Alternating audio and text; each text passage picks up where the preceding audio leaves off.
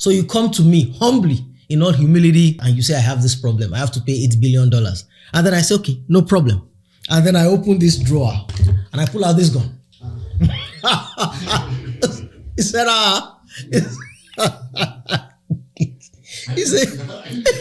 he said, you should have seen the way he jumps. He said, gun. I said, shoot into the ground. Pow! The first time. And then again, you do it the second time. Pow! You do it the third time. Pow! And then I get annoyed with you. I say, why would you shoot only 3 times? The chamber of that gun contains 16 rounds. And each round is representative of $1 billion. Rich people, comfortable people have a problem doing simple things. Our understanding of things is that they have to be complicated. The bigger our problems, the more complicated the solution must be. You should always be suspicious of complicated solutions.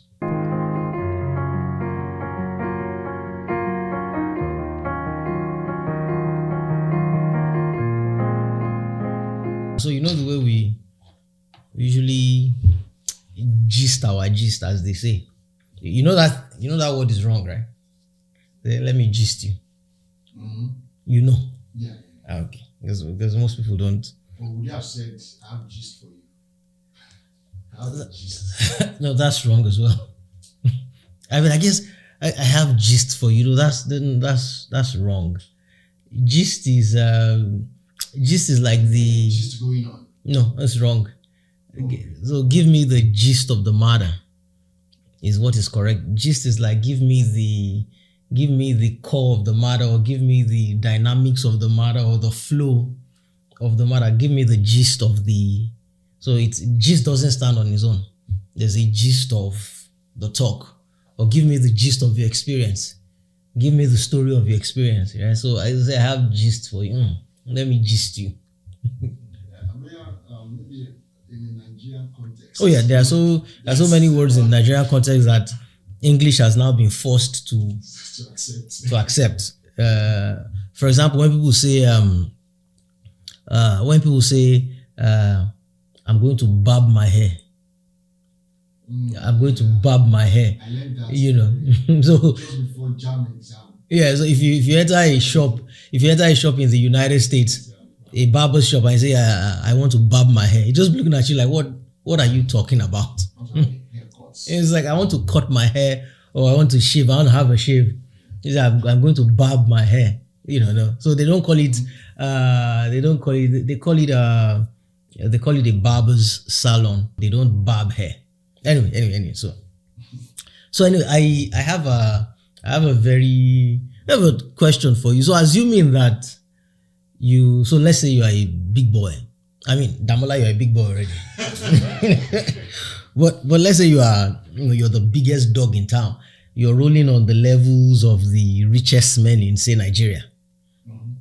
So the level of Donald Trump, right? So let's say you are rolling on the level of Donald Trump, and then let's say you, just like Trump, you were sued to court by the government, and you were found culpable. You were found guilty, and the judgment was that you had to pay 8. That's 1, 2, 3, 4, 5, 6, 7, 8 billion.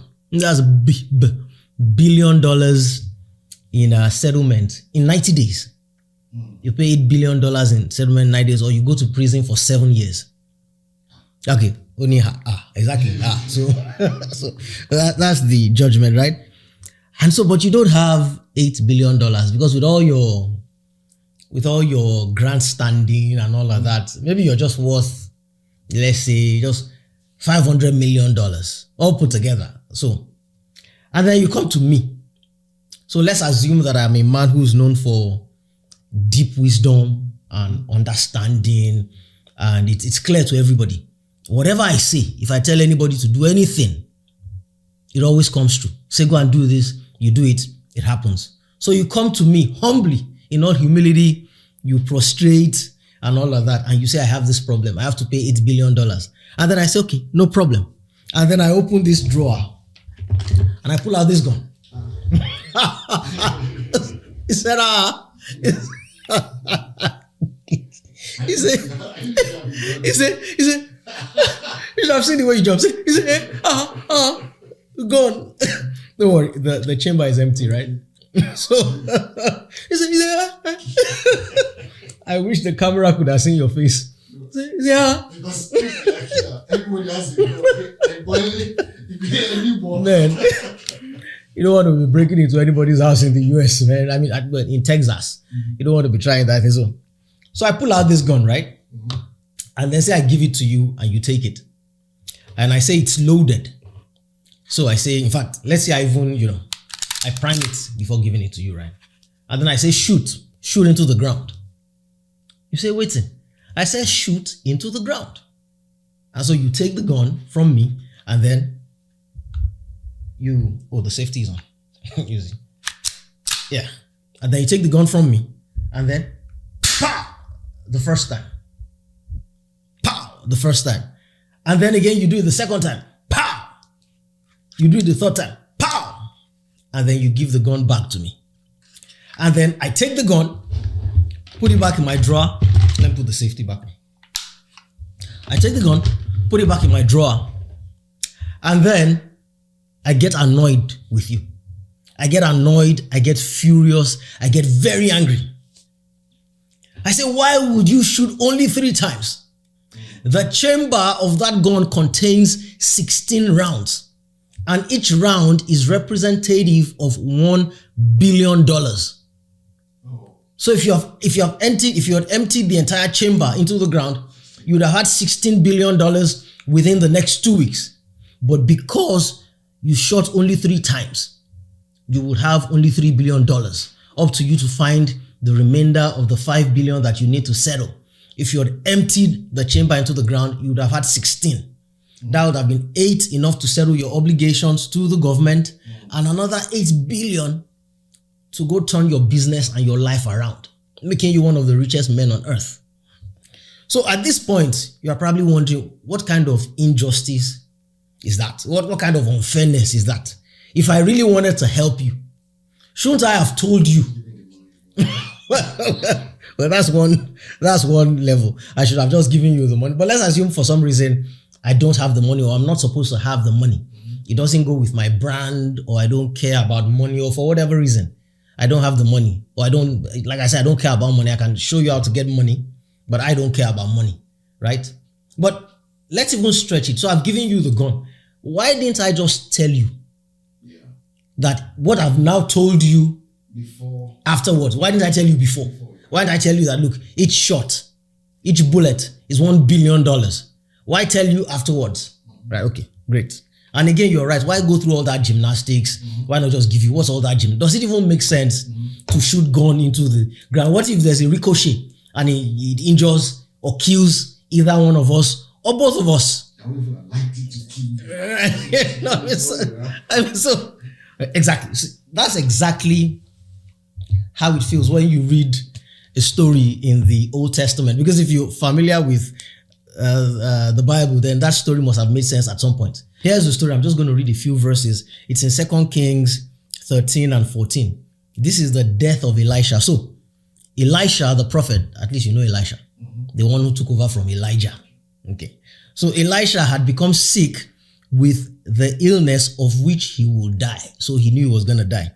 Then Joash, the king of Israel, came down to him and wept over Elisha. He said, "Oh, my father." I just can't read this without putting in the voice. "Oh, my father, the chariots of Israel and the horsemen." Right? This thing that he said, my father, was the exact same thing, verbatim, that Elisha had said to his own mentor, Elijah, many years before, when Elijah was being taken off to heaven in the chariot of fire. So he was quoting Elisha verbatim. And Elisha knew, because that thing had become legend in Israel. Everybody had known that, decades ago, Elijah had gone up to heaven. This was what Elisha said. So essentially, this was the king trying to flatter Elisha. See, I'm even quoting the words of legend, the words that you said to your mentor. So when he said, those were the exact words that Elisha said to Elijah. So, my father, the chariots of Israel and their horsemen. So then Elisha said to him, take the bow. So I'm going to pretend like, He was dying, right? He said, so take the bow and some arrows, So the king took the bow and the arrows. And then he said to the king, he said, put your hands on the bow, right? And so he put his hands on the bow. And Elisha put his hands on the king's hands. And then he said to him, open the east window. So the king opened the window. And Elisha said, shoot. Right? So the king shot the arrow. And then Elisha said to him, the arrow of the Lord's deliverance, an arrow of deliverance from Syria. That was Israel's problem at that time. The Syrians were attacking. So imagine that this king was Zelensky of Ukraine. Mm-hmm. And then the Syrians were Russia, Putin of Russia. That was the problem he had. So Zelensky went to meet this prophet, right? So Elisha is now telling him that arrow that you shot, the arrow of the Lord's deliverance, an arrow of deliverance from Syria. For you must strike the Syrians at Aphek as a place, right? Mm-hmm. So you must strike the Syrians at Aphek till you have destroyed them. Then he said, take the arrows. That's the remaining arrows. The king took them. And then he said to the king of Israel, strike the ground. Strike the ground. Which is what I told you to do, right? Strike the ground. So he struck 3 times and then stopped. And the man of God was angry with him and said, you should have struck 5 or 6 times. Then you would have struck Syria till you had completely destroyed it. But now, because you struck only 3 times, you will win, or you will strike Syria only 3 times. Right? And then the man of God died. I mean, not at that point. He died, shortly afterwards, because the Bible actually says, and Elisha died and they buried him. So it's not as if he said that, then he died. He died later on. So which now begs the question, what is going on here? So let's make this make sense. How does this make any sort of sense? Why all the gymnastics? Why first of all take him to the window, have him shoot out the arrow, and then have him now start taking the arrow and striking the ground? Which is how these stories have been taught to us, if you know the stories. But that's not actually what is happening. He didn't tell him to take the arrow and start hitting the ground. What he said, what happened, what transpired was he took him to the window, as we read. He pointed him in the direction of the enemy, Syria, and told him to shoot 1 arrow, right? He did that. Then what he said for him to continue to do was to continue to shoot the rest of the arrows in that direction. When he says strike the ground, what he actually meant was, look, since we're not shooting at anything or anybody, the arrow will eventually come to the ground anyway. That's how he meant. We're not shooting at any target. So keep shooting to the ground in the direction of Syria. So essentially what happened was, look, I have shot 1 with you. I have told you that the arrows, let me quote it, I have told you that the arrow of the Lord's deliverance and the arrow of deliverance from Syria. I've told you. So keep shooting. We have a quiver full of arrows, maybe 10 or 12.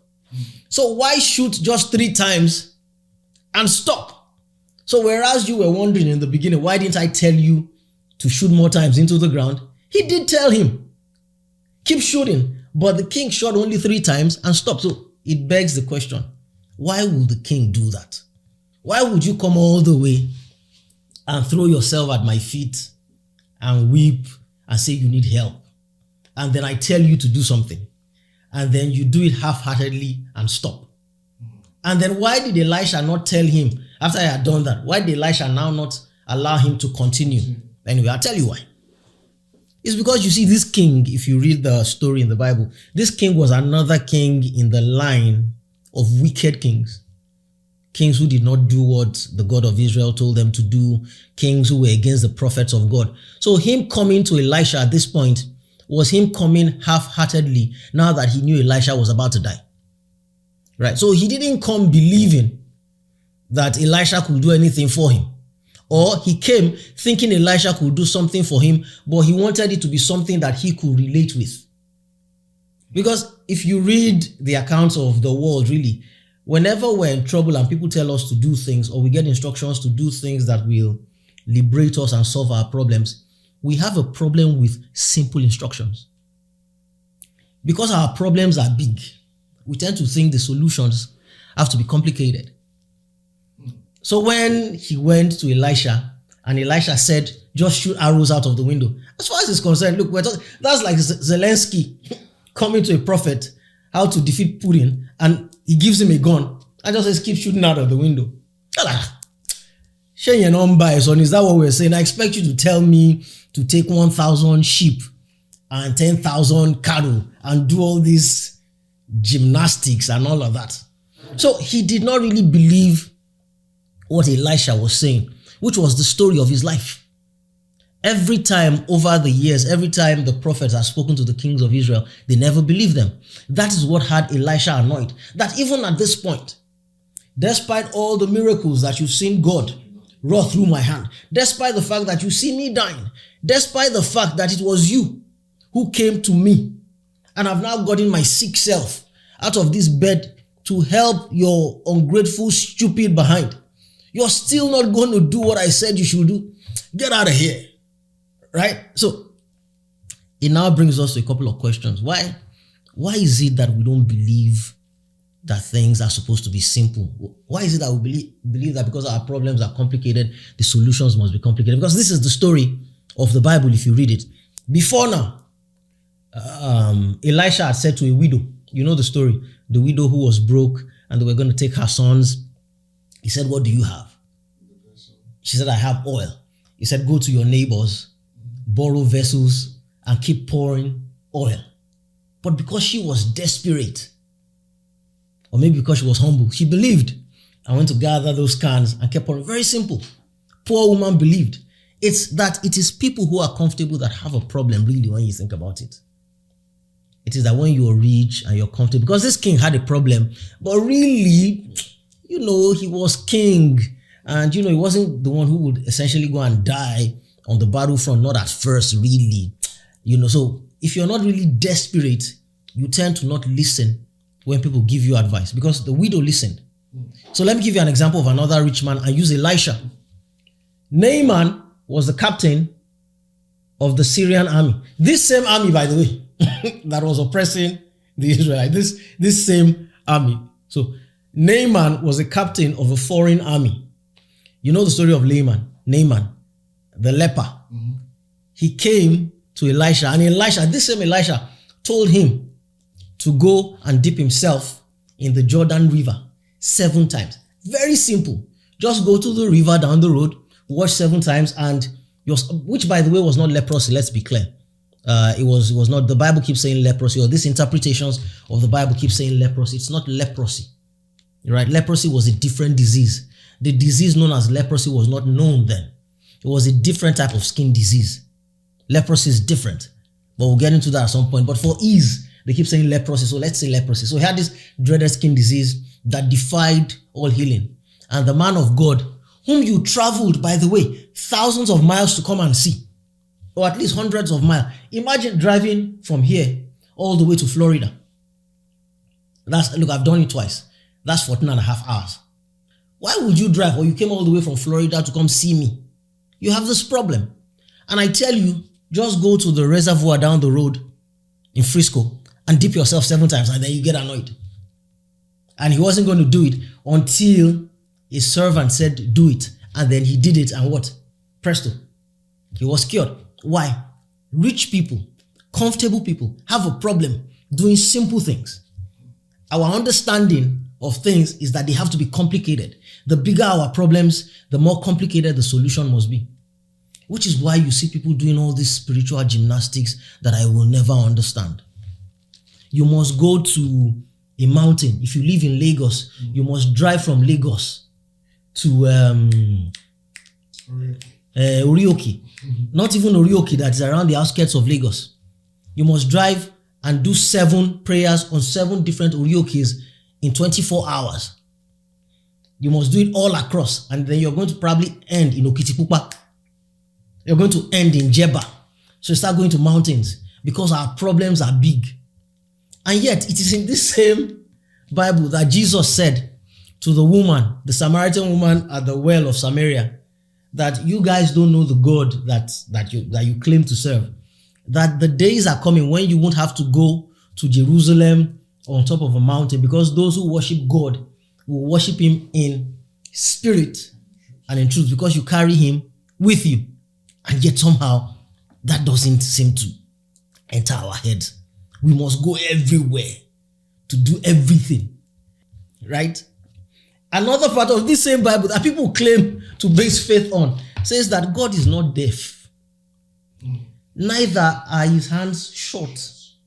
He was talking to Israel then as a nation, but you can borrow from that. He said it's your sins in that case that are keeping you from God. And we have whole nations now that believe that it is God that is the solution to their problems. Nations like that. They say God will do it. Which does that look, oh my God, boy, Isha. Did you hear me mention any names now? So, let's just keep praying. God will do it. So they keep praying and they keep praying. 100 days prayer. 75 days fasting. Praying for the nation. 75 days prayer. 100. And the Bible says, I am not, look. So another place where Jesus says, he says, which of you, if your child comes to you wanting fish or bread, which of you will give your child a stone or a snake or scorpion? They said none. He said, if you who are wicked as you are, if you know how to give good things to your kids, how much more will your heavenly Father? What he's doing there is that every time you have a relationship, when you're thinking of the relationship you should have with God or the gods, just think that it's a microcosm, or think of your relationship with your own children as a microcosm of that relationship. If your own child whom you love will not come to you, will your kid now, Damola, as you're going home, will your son now come to you and say, Daddy, I need a new coat for school. We're in winter right now. I need a new coat for school. And you can see that he has no coat. Then you just fold your arms. And then your son will stand at the door. Daddy, please, I need a coat. And they will ask you today, for the rest of today, then ask you tomorrow, ask you for a month, and you won't give your son the coat that you see that he needs. You won't. So why do you, and this is, you claim is your heavenly Father. You're shouting and you're shouting. So if that happens, actually, if your son asks you for a coat and actually you do not give him that coat, even though you see that he needs it, because there's a possibility that you might not give him. There is that scenario where your son might actually come and you might not give him that coat. There's a scenario, right? Yeah. If this is the 7th coat that you are buying for this boy in the last year, we bought you a coat earlier in the year in February, you lost it. We bought you another one in March, you lost it. Then we entered spring and you didn't need a coat. Then it started to get cold around October. I bought you another coat, you lost it in October. I bought you another one in November. This is the 7th coat in the last year, no more coats for you. But let's assume your son for some reason does not listen. Maybe he was distracted on his phone while you were talking. Or for some reason just forgets and still stands at the door and still starts shouting. You will tell him at some point, my friend, it's not this shouting that you're doing. Go and change. Let me see that you've changed. Then I'll get you another coat. That's just how it is. Why don't we keep all this? So that's one side. The lesson in that one, if there's any lesson, is that, first of all, the fact that our problems seem to be complicated does not mean that the solutions must be. In fact, you should be always suspicious of complicated solutions. You should always be suspicious of complicated solutions. Every solution to every problem in the world is simple, but it is not easy. Let's be clear. It is simple, but it is not easy. The fact that something is simple does not mean it is easy. For example, going from here to Nigeria is simple. All you have to do is go to DFW or Luffield. With your ticket, you don't have to even buy there. You buy online, and on the appointed day, you go board your flight. You check in your bags, you go through security, you stay in the waiting area, departure, and when it's time they call you to board your flight, you board your flight, the plane flies, if it's a direct flight, for about 13 hours, and you land in Nigeria. I mean, that's simple, that's straightforward. However, it's not easy. First of all, what is going to take you to even buy the ticket in the first place? we're in December period now. It's going to take you at least $3,000, if not $4,000, depending. That's the cheapest ticket. Then you have to get yourself to the airport. You go through traffic. You go through all of that. Then you have to buy stuff even before you get yourself to the airport. You're going home. Brad Damola is coming home. You have to buy chocolate, buy clothes, buy toys, buy all of that. That's money you are spending. Then you have to get to the airport. You have to get to the plane. That's time that you've spent at the airport that you're not spending with your family or at work.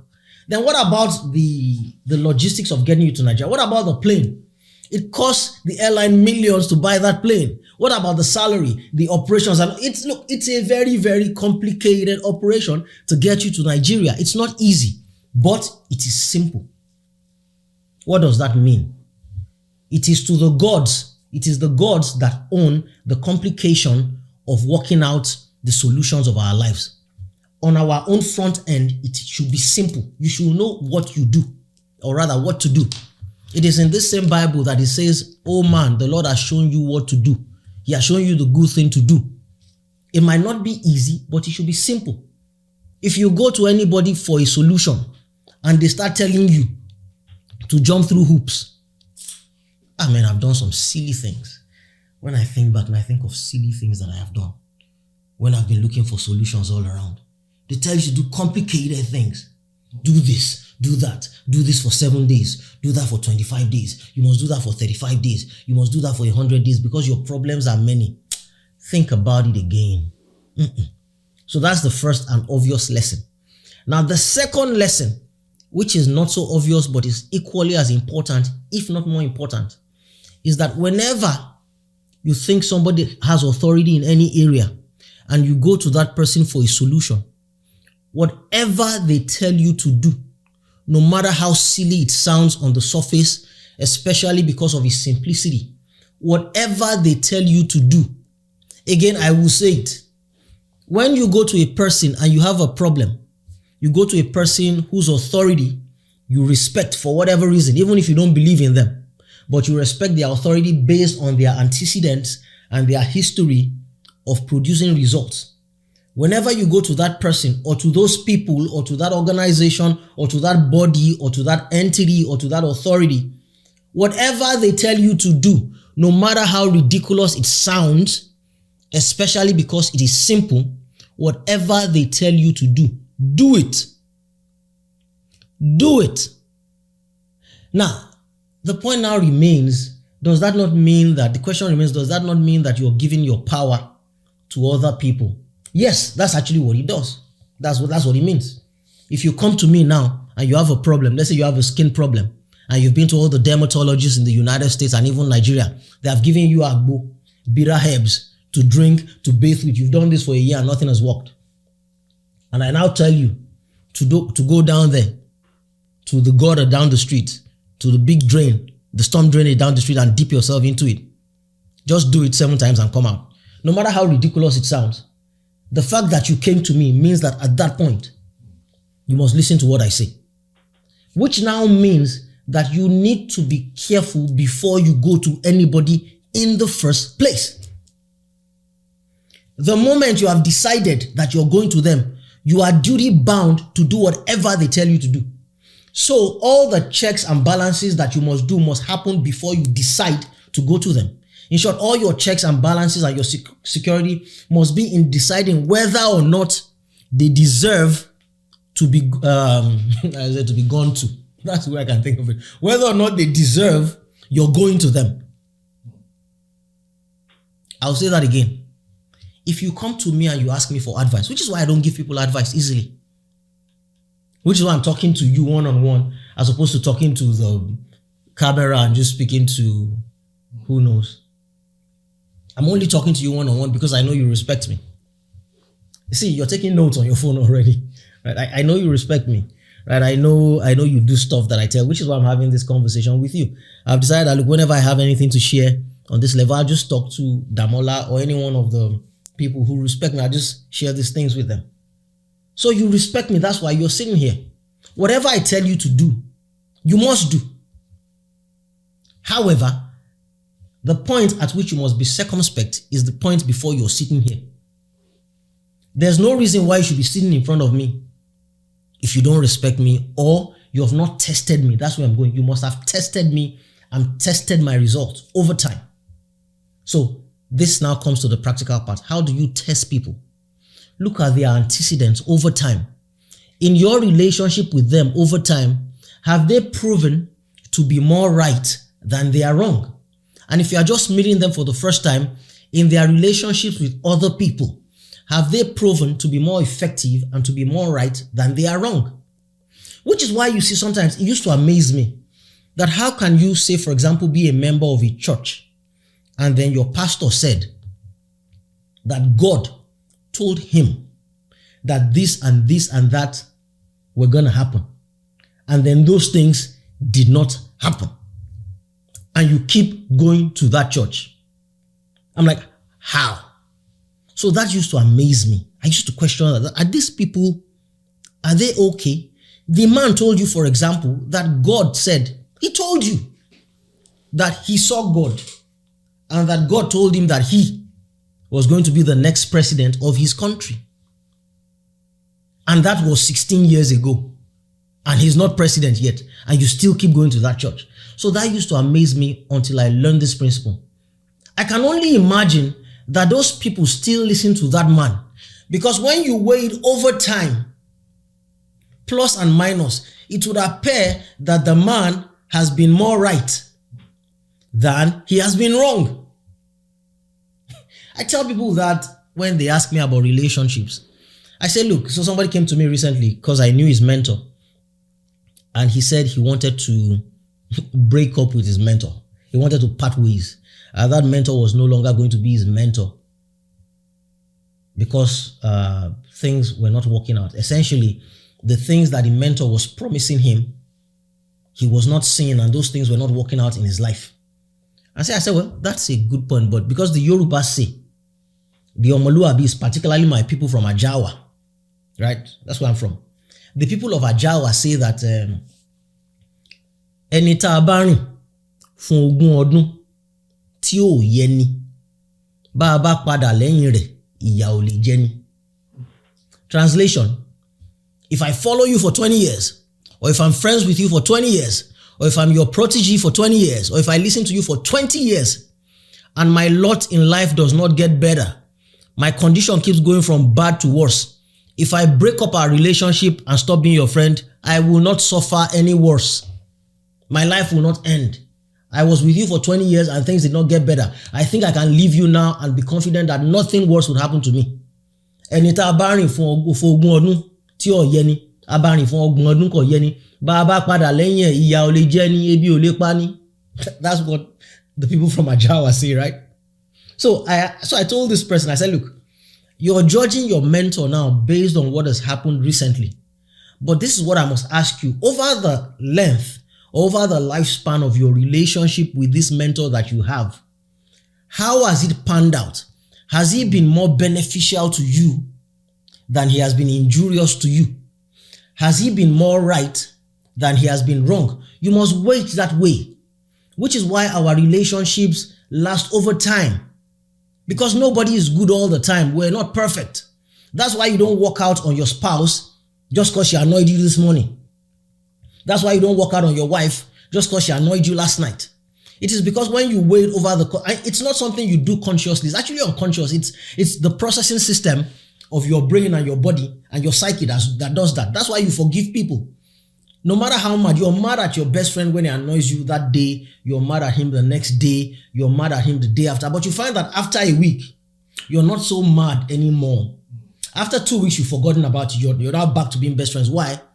It is because because over time, he has been more beneficial to you than he has been injurious to you. Over time, the salve or the soothing portion that comes from that side of his account where it's been beneficial to you, it soothes the pain and the poison of the hurt. However, when somebody annoys you or pisses you off and you find that you're not able to let it go, usually it is that the poison on the side of their injury to you is more than the salve and the soothing of their benefit. So that's why the Omoluabis, the Yorubas, my people from Ajawa, that's why they say Ekpa Kuboromo. Ekpa Uboromo. The antidote is not effective for the level of the poison or poisoning. So I said to him, I said, when you get to the point where you're beginning to think that this person should not be your mentor anymore, at this point you must do a conscious check. Because this is the problem with human beings. We forget our Mori. We are essentially ungrateful human beings. We're ungrateful beings. We forget easily. We forget. So when we think that we're about to be annoyed with a person or we're annoyed at them and time has passed, we should stop and think about it critically. That over the course of my relationship with this person, have they actually been good to me and beneficial to me over the course of my relationship?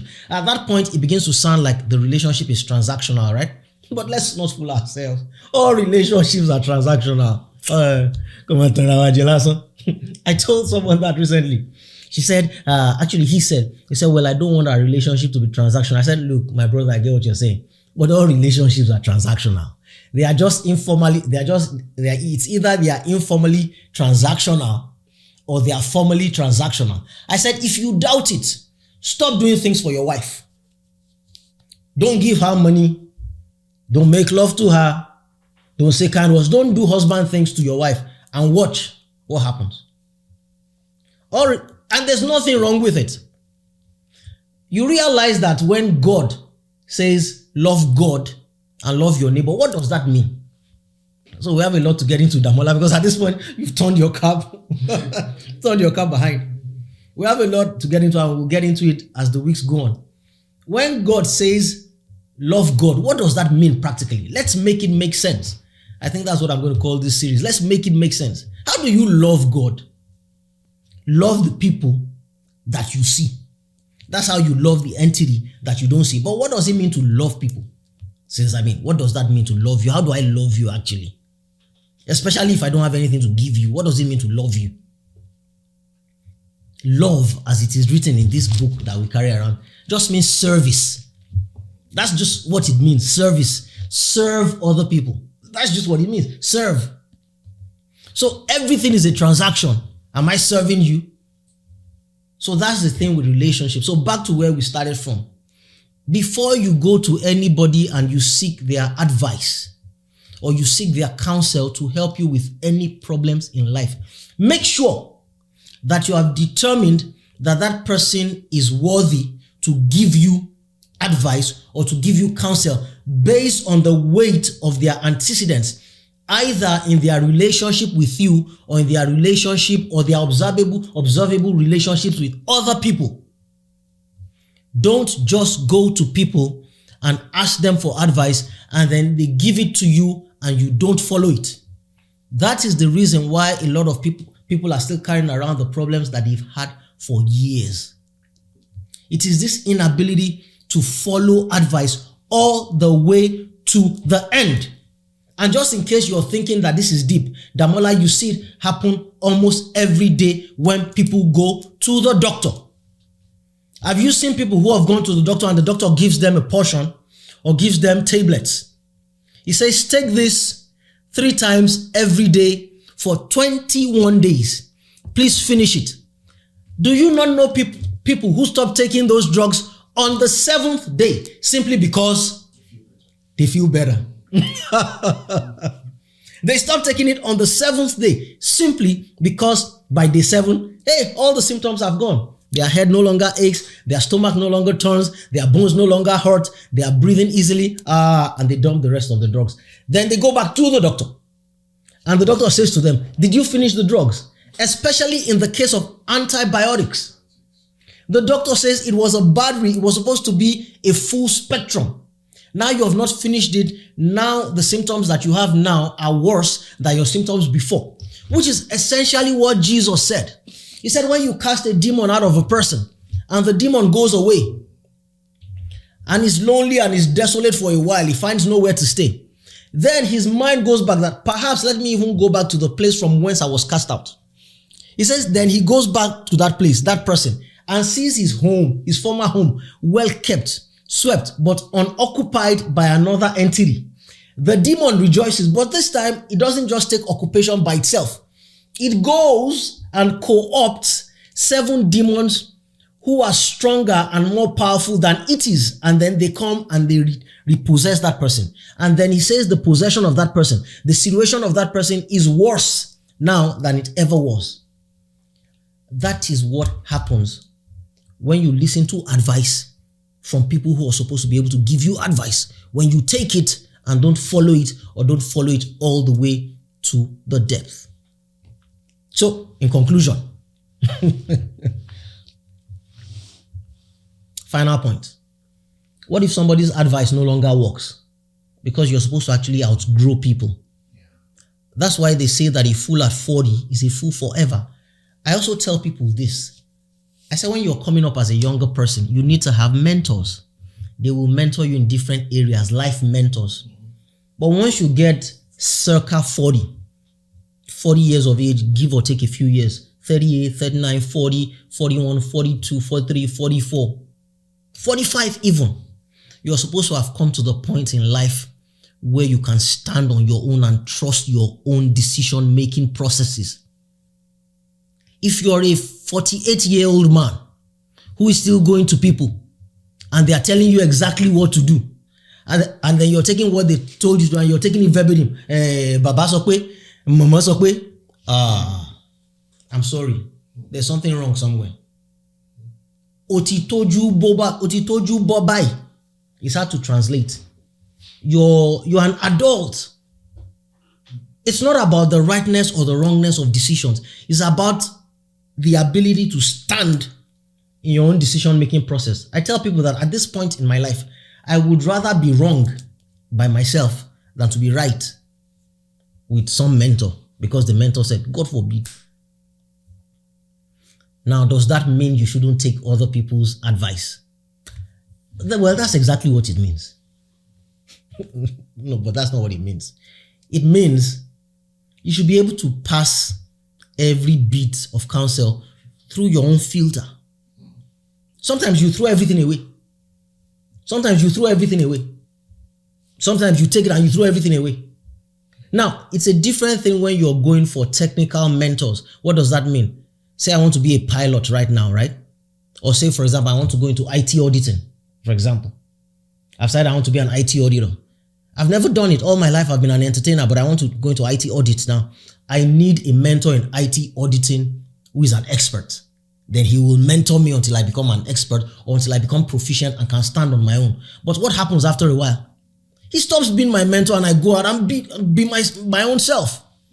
Am I supposed to be an IT auditor 20 years down the line and still be chasing somebody who is on the same level, somebody who was on the level that I was when I started? No. So where life is concerned, after a certain point, you're supposed to stand on your own. Yeah, take advice, take counsel, but always pass it through the lens of your own maturity and your understanding. So, we've been speaking now for 46 minutes or thereabout. Right. So that's I just hope that I made it make sense. Maybe we'll do another one next week. I was about to go into several other areas. Maybe we'll do the whole love thing next week. Although I was going to do something else next week. Assuming you're here, of course. If you're are you going to fill that seat with somebody else if you don't come?